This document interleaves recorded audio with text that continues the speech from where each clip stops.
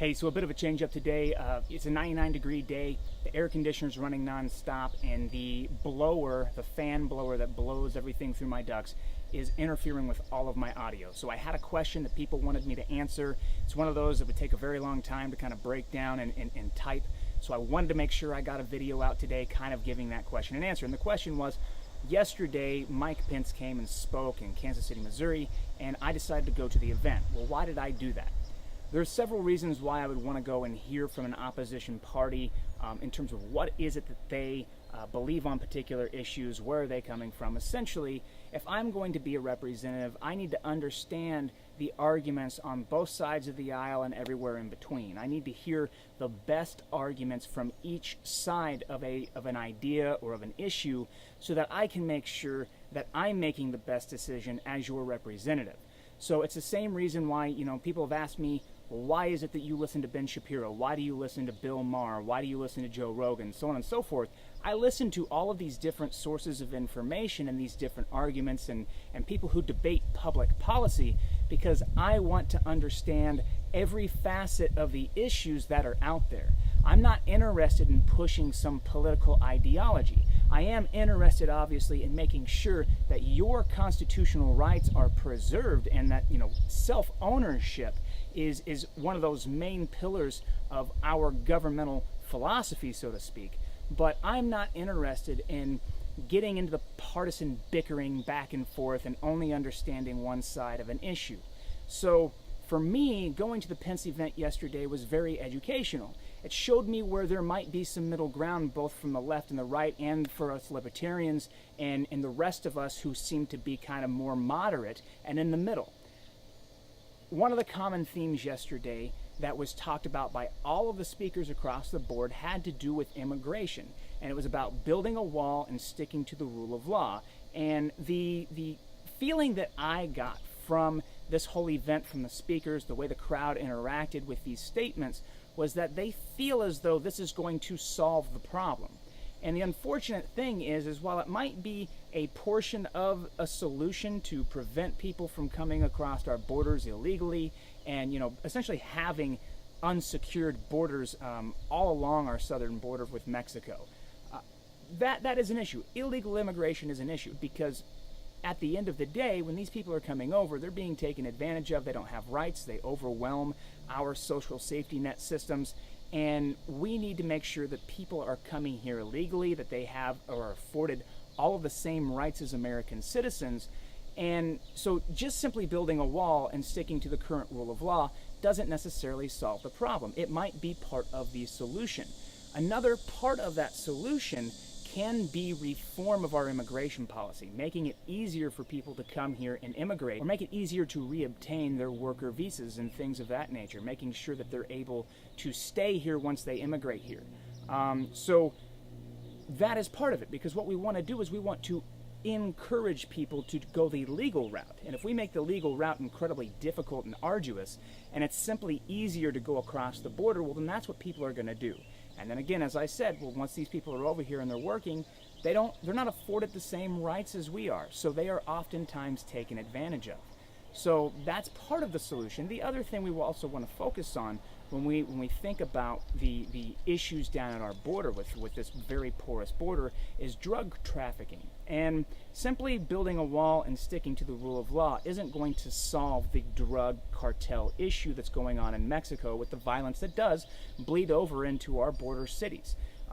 There's absolutely no doubt about the fact that there is an increased amount of violence all along our border, and it has to do with the drug war. But one of the things we can do to turn the tide and basically take the legs out from underneath these drug cartels is to focus on legalizing, regulating the industry, the entire drug industry.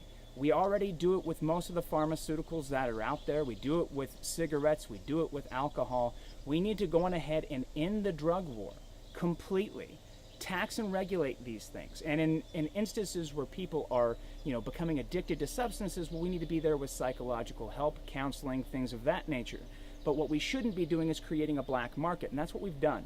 And that's why these drug cartels currently exist. That's why all of this violence is occurring along our borders and in our inner cities because of the sale of drugs and the fighting over territory and so on and so forth.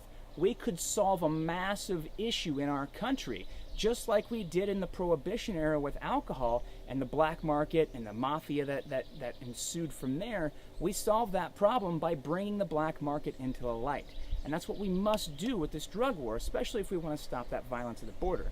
So, you know, there's common ground. I see but between the Republican Party and myself, and what I believe is, yes, we do need to make sure that we're securing our border. We can't just have a massive influx of people coming across in any given situation. What happens if the situation in Mexico becomes very bad and there's a mass migration of people to that border? Well, we need to be able to, you know, prevent a large influx of population of people with, you know, no ways of supporting themselves into our country, because it overloads our system, or it could, right?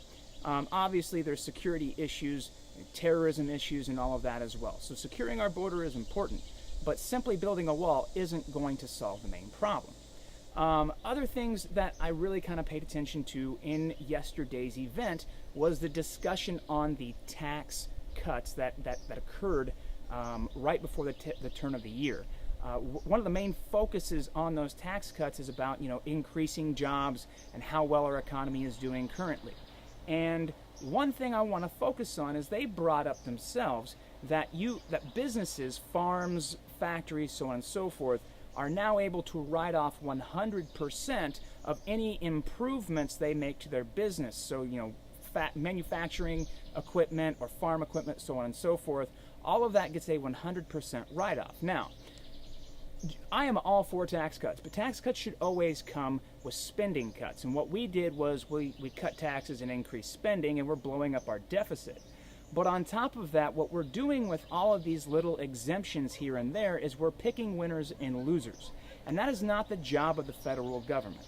The federal government needs to make sure that its laws apply to all citizens equally. And this is where me and the Republican Party, while we may share this idea of smaller government and lower taxes for everyone, we have completely separate ideas of how to go about that. One of the reasons I went to go see Vice President Mike Pence was because at one point in time, he and the Republican leadership claimed to believe in the fair tax.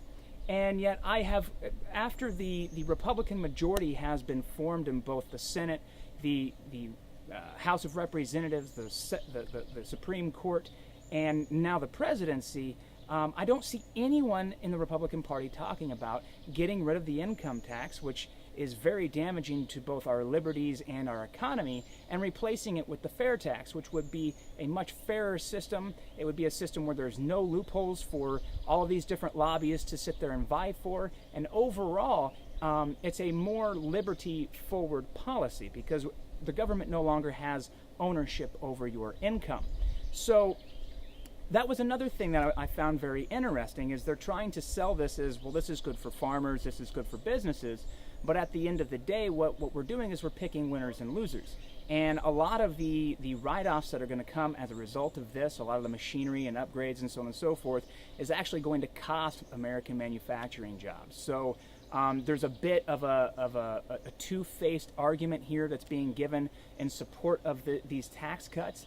And I just honestly don't think the Republican Party is going far enough. Obviously, they're not cutting spending, but they're also not sticking to the promises they made just a few campaign seasons ago when they said that they would push for this fair tax. Well, now they're in control and nothing's happening. So anyways, the whole point of me going to this event was, again, to kind of see what the Republican Party has on their mind, to understand their ideas, understand where they're coming from.